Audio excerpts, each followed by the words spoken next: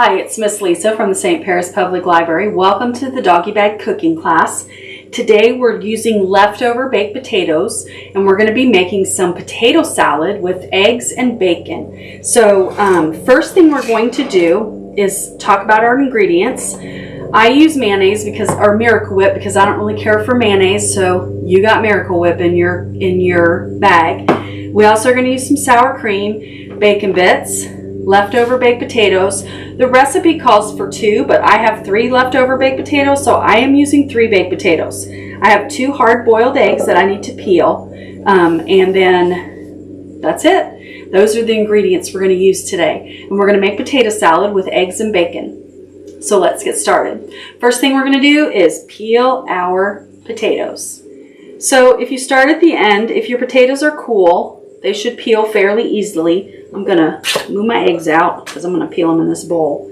So you can peel your potatoes in here. If you find that your potato skins are sticking to your potatoes, you could warm them in the microwave a little bit, and that should help the peels come off better. So we're going to peel all of the skin off, and any little weird spots that might be on your potatoes. You don't realize what you eat when you eat a potato with skin on it. Sometimes you eat parts of the potato you probably shouldn't eat when you eat it with the skin. But the skin is good. Not gonna lie, I've eaten potato skin myself. There. You can do this with a butter knife too. If you have little kids working with you, you don't have to use a sharp knife to peel the potatoes. Baked potatoes have a different taste rather than the boiled potatoes that you use if you make potato salad with by boiling your potatoes. The baked potatoes have a completely different flavor and they add a different taste to your potato salad. Now we're going to peel our eggs. The trick to the egg is when I boil eggs, I put them in a pan and I cover them with water in the pan so that they, more than likely, they float like this. They float flat end up. There's a little air bubble inside of an egg, and that makes it float that way. So most of the time when you put water in it, your eggs are floating like this rather than sitting like this. They go like that. So you cover it completely with water. I put about 2 tablespoons of salt in the water, and then I bring it to a rolling boil. Okay, it has to be like really boiling. Once it gets to be really boiling, I put a lid on the pan and take it off the burner, set my timer for 15 minutes, and I just leave them set there. And they will finish cooking in that hot water. Once they're done, then I always crack it on the fat end like that, because that's where the air bubble is. And then it's easier to peel. You don't have to rinse the salt off, but most of the times the salt, see how it has that little dip in it right there? That's where the air bubble was at. So you can just peel your egg, and the peel should come right off. The salt helps to break down the eggshell so that it dissolves better. Fat side, cracked like that, little dip in there. I always loved doing this. This was something I always got to do. My mom always let me peel the eggs, probably because she didn't like to. So once you get them peeled, you want to rinse them really good with cold water to make sure that there's no little shells on there. Nobody wants to bite into a shell in their potato salad. Okay, so we've peeled our eggs. We've peeled our potatoes. We're going to take these out and set them on the cutting board, and then we're going to cut everything up. So you want to cut your potatoes and your eggs in small chunks. You don't want them like too small, but you don't want to have a big giant bite of potato. You want it to be fairly small. And since you're only using a couple of leftover potatoes, you're not going to have a whole lot. So you don't want to have big chunks or you're going to end up with one small bowl of potato salad. So make your chunks about this big. Once you get them chunked up, you can put them in the bowl like this. I'm going to cut this one. Make it in slices. Be careful so you don't cut yourself. You can do this with a butter knife. You don't have to use a sharp knife to cut this potato because it's already cooked and it's soft. So if you have kids doing this recipe, just hand them a butter knife and let them go at it, okay? So I'm going to cut this last one, but I'm going to put this one in a separate bowl. This is going to be potato salad for my husband because he gets a no yolk potato salad. There, we're just going to leave that one on the cutting board for him. Okay, so now, remember what I said? We only brought our eggs to a boil. Then we let them sit for 15 minutes, and they did a beautiful job of cooking through the yolk. So I like to take the yolk out and then cut up the white and leave the yolks out. Because the yolks get all crumbly when you cut them.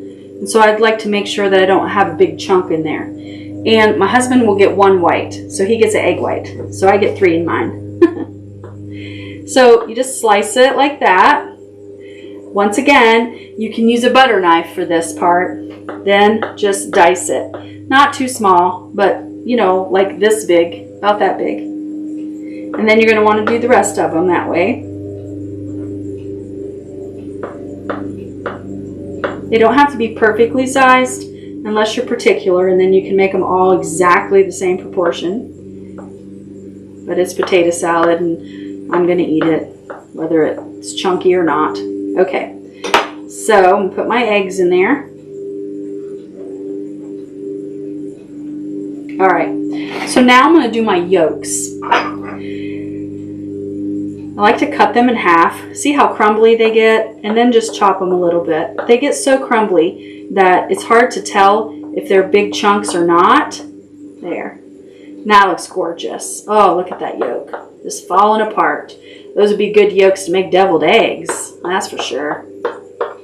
Okay.